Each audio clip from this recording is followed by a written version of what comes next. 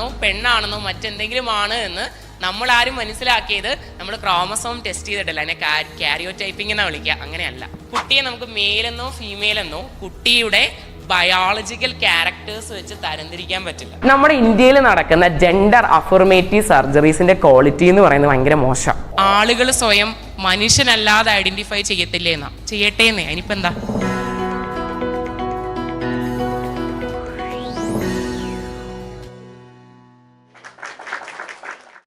ആരാണ് ശരിക്കും ഈ അപരവൽക്കരിക്കപ്പെടുന്നവർ?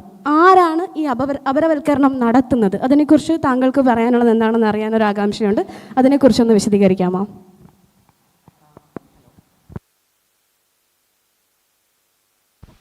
ഹലോ. ഓക്കെ, ഏറ്റവും സ്നേഹം നിറഞ്ഞ സദസ്സിന് നമസ്കാരം. നമ്മൾ മനുഷ്യൻ എന്നുള്ള നിലയിൽ മനുഷ്യനൊരു സാമൂഹ്യ ജീവിയാണ്. മനുഷ്യനൊരു വൈകാരിക തലമുണ്ട്, മനുഷ്യനൊരു ലൈംഗിക തലമുണ്ട്. അപ്പം അങ്ങനെയൊക്കെ ചിന്തിക്കുന്ന സമയത്ത് മനുഷ്യൻ ആരാണ്, മനുഷ്യൻ എന്താണ് എന്നൊക്കെ വളരെ നിയതമായിട്ടുള്ള കുറേ ബിൽഡപ്പുകളിലും അല്ലെങ്കിൽ കുറേ സ്കെച്ചിലൊക്കെയാണ് നമ്മൾ മനുഷ്യ സമൂഹങ്ങൾ മുന്നോട്ട് പോയിക്കൊണ്ടിരിക്കുന്നത്. അപ്പം മനുഷ്യ സമൂഹത്തിൽ പൊതുവെ നിലനിൽക്കുന്ന 3 വിശ്വാസങ്ങളാണ്, അല്ലെങ്കിൽ 3 അന്ധവിശ്വാസങ്ങളാണ് മനുഷ്യ ലൈംഗികതയെ 3 തലങ്ങളായിട്ട് നോർമലൈസ് ചെയ്യുക എന്നുള്ളത്. നോർമൽ എന്ന് പറയുന്ന വാക്കിന് തന്നെ അതിൻ്റേതായ പ്രശ്നങ്ങളുണ്ട്. അപ്പോൾ നമുക്ക് നോക്കാം. അപ്പോൾ ഒന്നാമതായിട്ട് മനുഷ്യ ലൈംഗികതയെ പറ്റി പറയുമ്പോൾ ഏറ്റവും സിമ്പിളായിട്ട് പറയുന്നത് അത് ഒന്നല്ല എന്നതാണ്. മനുഷ്യ ലൈംഗികത എന്ന് പറയുന്നത് ഒന്നല്ല, വളരെ കോംപ്ലക്സ് ആയ, വളരെ സങ്കീർണമായ, വളരെ വൈരുദ്ധ്യങ്ങൾ നിറഞ്ഞ ഒന്നാണ് മനുഷ്യൻ്റെ ലൈംഗികത. അപ്പോൾ ഒന്നാമത് പൊതുവെ ആളുകൾ നടത്തുന്ന ഒരു അസംഷനാണ് അലോ സെക്ഷുവാലിറ്റി എന്ന് പറയുന്നത്. അലോ സെക്ഷുവാലിറ്റി, എല്ലാ മനുഷ്യനും ഒരു ലൈംഗികത ഉണ്ട് എന്നുള്ള ചിന്താഗതിയാണ് അലോ സെക്ഷുവാലിറ്റി എന്ന് പറയുന്നത്. എല്ലാ വ്യക്തികൾക്കും ഒരു ലൈംഗികതയുണ്ട്, ലൈംഗിക അഭിരുചിയുണ്ട്, ലൈംഗിക താല്പര്യമുണ്ട് എന്നുള്ള ചിന്താഗതിയാണ് അലോ സെക്ഷുവാലിറ്റി എന്ന് പറയുന്നത്. ശരിക്കും ഈ അലോ സെക്ഷുവാലിറ്റിയെ പറ്റിയുള്ള ചിന്തയും രസമാണ്. കാരണം ഒരു 100-200 വർഷങ്ങൾക്ക് മുമ്പ് സ്ത്രീകൾക്ക് അങ്ങനെ അലോ സെക്ഷുവാലിറ്റി ഒന്നും ആരും കൽപ്പിച്ചു കൊടുത്തിരുന്നില്ല. കാരണം 1800കളിൽ ലോകത്തെ പല ആൾക്കാരും ചിന്തിച്ചിരുന്നത് സ്ത്രീകളും മറ്റ് ആണുങ്ങളെപ്പോലെ മനുഷ്യർ തന്നെയാണോ എന്നുള്ള കാര്യമായിരുന്നു. ഒരു മനുഷ്യനേക്കാളും കുറഞ്ഞ എന്തോ ആണ് സ്ത്രീ എന്ന് കരുതിയോണ്ട് തന്നെ സ്ത്രീയുടെ സെക്ഷുവാലിറ്റിനെയൊക്കെ കുറേ വർഷങ്ങൾ മനുഷ്യരങ്ങനെ പരിഗണിച്ചൊന്നുമില്ല. എന്നാൽ ഇന്ന് നമ്മൾ ചിന്തിക്കുമ്പോൾ എല്ലാ മനുഷ്യനും സെക്ഷുവാലിറ്റി ഉണ്ട്, അലോ സെക്ഷുവാലിറ്റി. എന്നാൽ അങ്ങനെയാണോ? അങ്ങനെയല്ല. കുറേ മനുഷ്യർക്ക് സെക്ഷുവൽ എക്സ്പീരിയൻസുകൾ, സെക്ഷുവാലിറ്റി എന്ന് പറയുന്ന ഒരു കാര്യം കാണണമെന്ന് യാതൊരുവിധ നിർബന്ധവുമില്ല. അങ്ങനെയുള്ള ആൾക്കാരെ പൊതുവേ വിളിക്കുന്ന പേരാണ് എസെക്ഷുവാലിറ്റിയിൽ ഉള്ള വ്യക്തികൾ, അല്ലെങ്കിൽ എക്സെക്ഷൽസ് എന്നത്.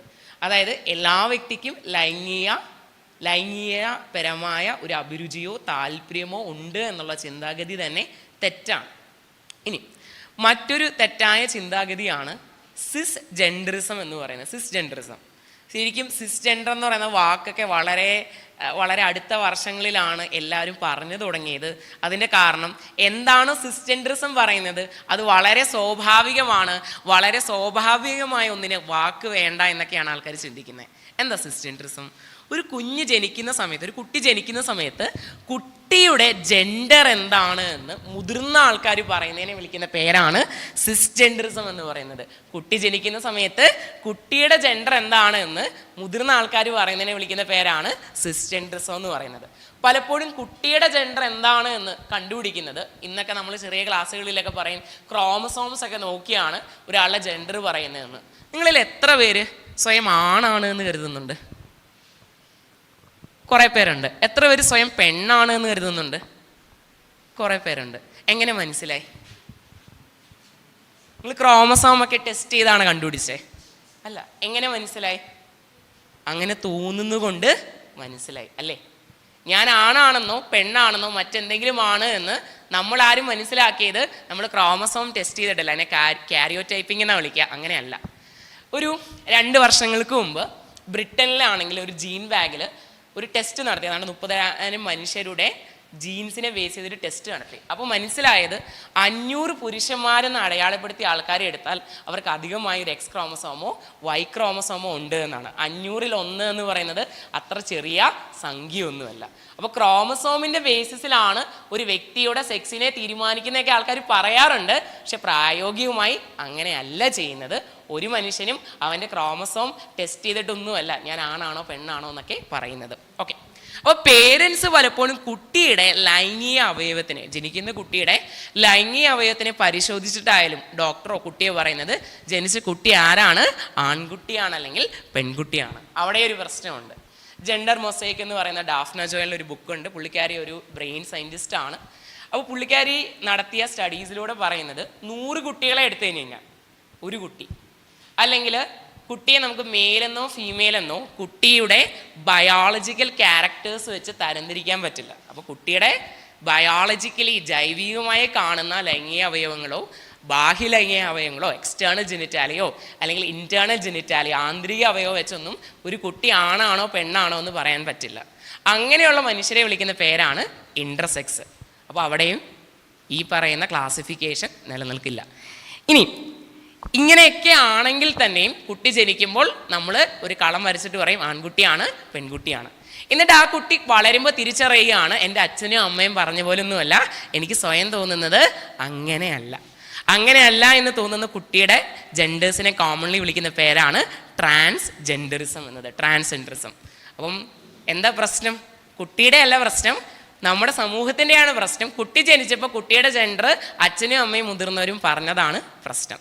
ഇങ്ങനെ അച്ഛനും അമ്മയും പറഞ്ഞത് അല്ലെങ്കിൽ മുതിർന്നവർ പറഞ്ഞ ജെൻഡർ മാത്രമേ ആ കുട്ടിക്ക് പാടുള്ളൂ എന്നുള്ള വിശ്വാസത്തിൻ്റെ പേരാണ് സിസ് ജെൻഡറിസത്തിനെ നോർമലൈസ് ചെയ്യുന്നു എന്ന് പറയുന്നത്. സിസ് നോർമേറ്റിവിറ്റി എന്നൊക്കെ വേണമെങ്കിൽ പറയാൻ പറ്റും. അപ്പോൾ അതും പ്രശ്നമാണ്. ആലോ സെക്ഷുവാലിറ്റി എല്ലാ വ്യക്തിക്കും സെക്ഷൽ എക്സ്പീരിയൻസ് വേണമെന്നുള്ള ചിന്താഗതി തെറ്റാണ്. എല്ലാവരും ജനിക്കുമ്പോൾ പറയുന്ന അതേ ജെൻഡറിൽ തന്നെ വളരണം എന്ന് പറയുന്നത് തെറ്റാണ്. അപ്പോൾ സിസ് ജെൻഡർ അല്ലാത്ത മനുഷ്യരും ഈ ഭൂമിയിലുണ്ട്. മറ്റൊരു അന്ധവിശ്വാസത്തിൻ്റെ പേരാണ് ഹെട്രോനോമേറ്റിവിറ്റി. ഹെട്രോസെക്ഷുവാലിറ്റി എന്ന് പറഞ്ഞു കഴിഞ്ഞാൽ ആണെന്ന് പറയുന്ന ആൾ പെണ്ണെന്ന് പറയുന്ന ആളോട് സെക്ഷൽ അട്രാക്ഷൻ തോന്നണം, പെണ്ണെന്ന് പറയുന്ന ആൾ ആണെന്ന് പറയുന്ന ആളോട് സെക്ഷൽ അട്രാക്ഷൻ തോന്നണം. ആ ചിന്താഗതിയെ വിളിക്കുന്ന പേരാണ് ഹെറ്റിറോ നോർമേറ്റിവിറ്റി. അതും തെറ്റാ. എല്ലാ മനുഷ്യർക്കും ഒന്നും അങ്ങനെ അതർ സെക്സ് അല്ലെങ്കിൽ അതർ ജെൻഡറിനോടൊന്നും അല്ല സെക്ഷൽ താല്പര്യങ്ങൾ, അഭിരുചി, അതിനെ സെക്ഷൽ ഓറിയൻറ്റേഷൻ എന്നാണ് വിളിക്കുന്നത്. അത് തോന്നേണ്ടത് അങ്ങനെയാണോ എന്നും നിർബന്ധമില്ല.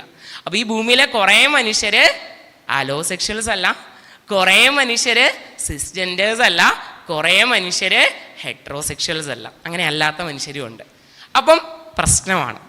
സമൂഹം പറയുന്ന നമ്മുടെ പ്രീ കൺസീവ്ഡ് നോഷൻ എന്താ പറയുന്നത്? പ്രീ കൺസീവ്ഡ് നോഷൻ പറയുന്നു മനുഷ്യരെല്ലാം അലോസെക്ഷൽ ആണ്, മനുഷ്യരെല്ലാം സിസ്ജെൻഡേഴ്സ് ആണ്, മനുഷ്യരെല്ലാം ഹെട്രോസെക്ഷൽസ് ആണ്. പക്ഷെ എന്തുമായിട്ട് കോൺഫ്ലിക്റ്റ് വരുന്നു? റിയാലിറ്റിയുമായിട്ട് കോൺഫ്ലിക്റ്റ് വരുന്നു. അപ്പോൾ നമുക്ക് 2 ചോയ്സാണ് ഉള്ളത്.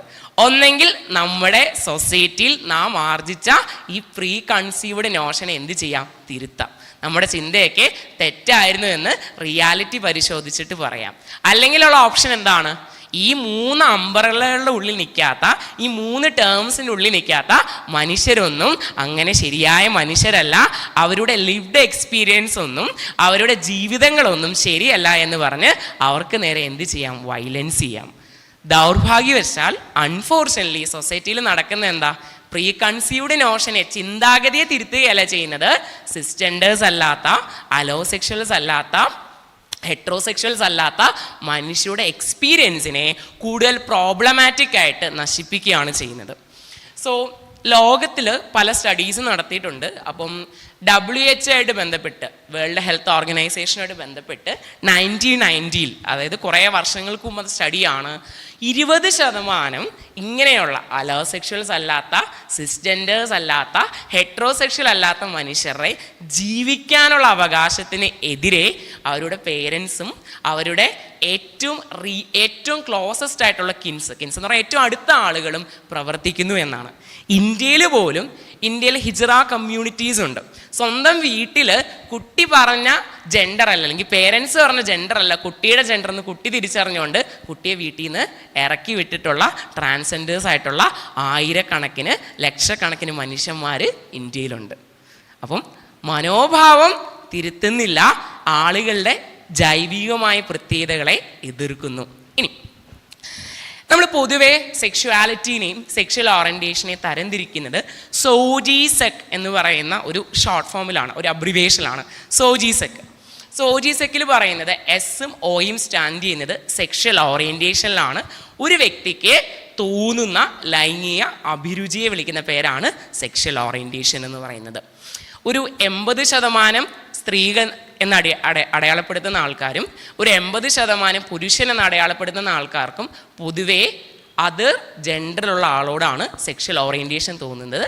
പക്ഷേ ഒരു 20% ആൾക്കാർക്ക് അങ്ങനെയൊന്നും അല്ല. കുറച്ച് ആൾക്കാർക്കാണെങ്കിൽ സെക്ഷൽ ഓറിയൻറ്റേഷൻ അവരുടെ തന്നെ ജെൻഡറിൽ തോന്നാം, അതിനെയാണ് ഹോമോസെക്ഷുവാലിറ്റി എന്ന് വിളിക്കുന്നത്. കുറച്ച് ആൾക്കാർക്ക് അങ്ങനെ സ്വന്തം ജെൻഡറിലും മറ്റ് ജെൻഡറിലുള്ള ആൾക്കാരോട് ഒരേ സമയത്ത് സെക്ഷൽ ഓറിയൻറ്റേഷൻ തോന്നാം, അല്ലെങ്കിൽ അഭിരുചി തോന്നാം. അതിനെ കോമൺലി വിളിക്കുന്ന പേരാണ് ബൈസെക്ഷുവാലിറ്റി അല്ലെങ്കിൽ പാൻ സെക്ഷുവാലിറ്റി എന്നൊക്കെയുള്ള വാക്കുകളിൽ വിളിക്കാറുണ്ട്.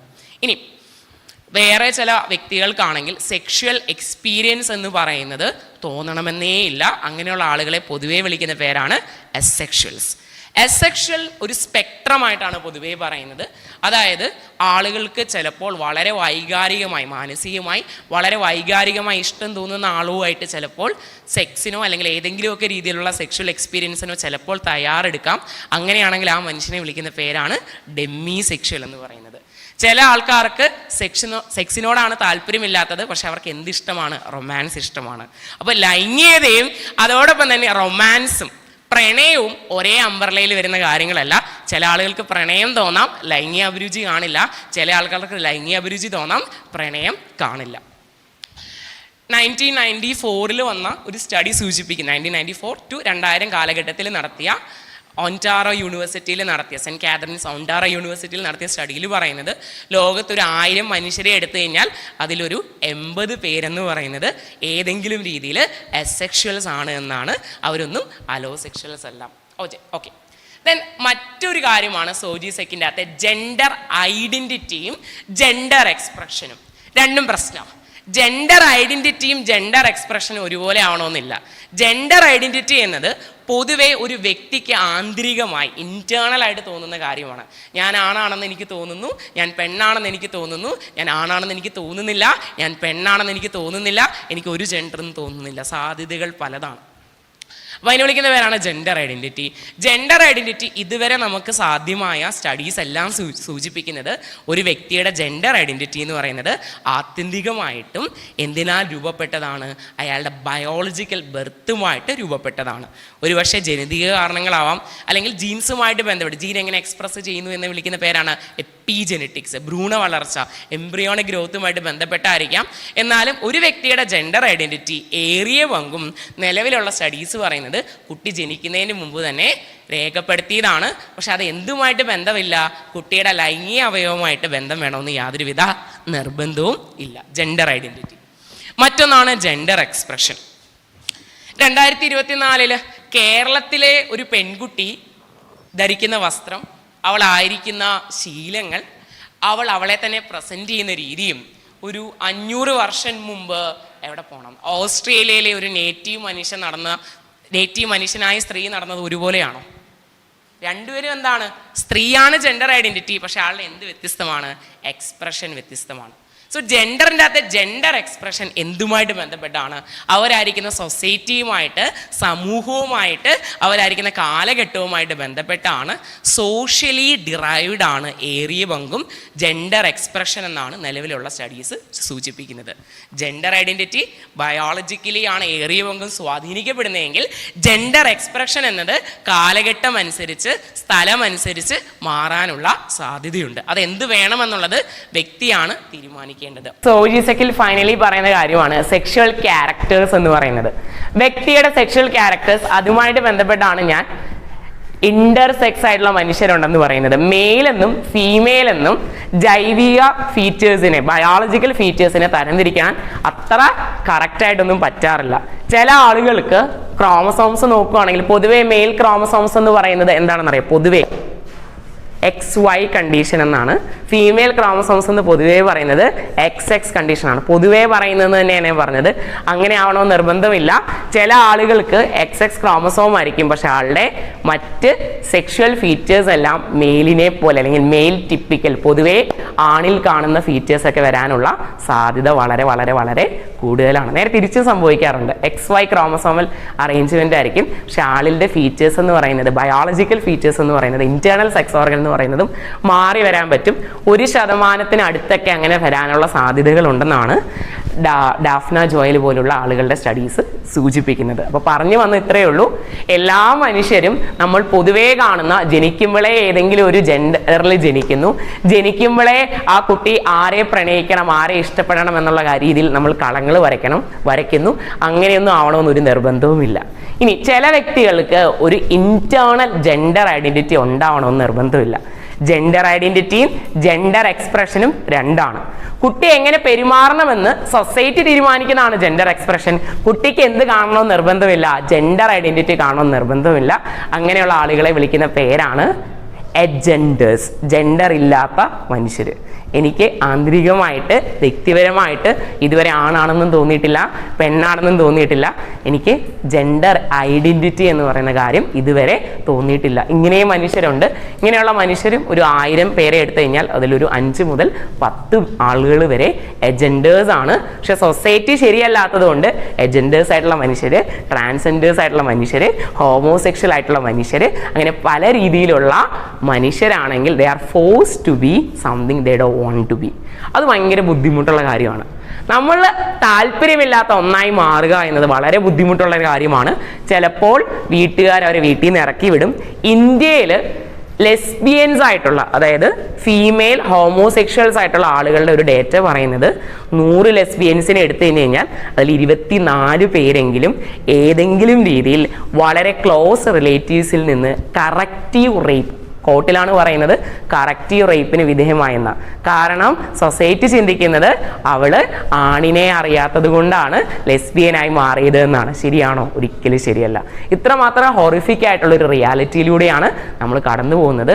അപ്പോൾ അപരവൽക്കരിക്കപ്പെടുന്ന മനുഷ്യർ ഏതാണെന്ന് ചോദിച്ചു കഴിഞ്ഞാൽ സൊസൈറ്റിയുടെ ചിന്താഗതി ശരിയല്ലാത്തത് കൊണ്ട് അവരവരുടെ ജീവിതങ്ങൾ ജീവിക്കാൻ പറ്റാത്ത മനുഷ്യനെയാണ് നമ്മൾ അപരവൽക്കരിക്കപ്പെട്ട മനുഷ്യനെന്ന് വിളിക്കുന്നത്. ഓക്കെ.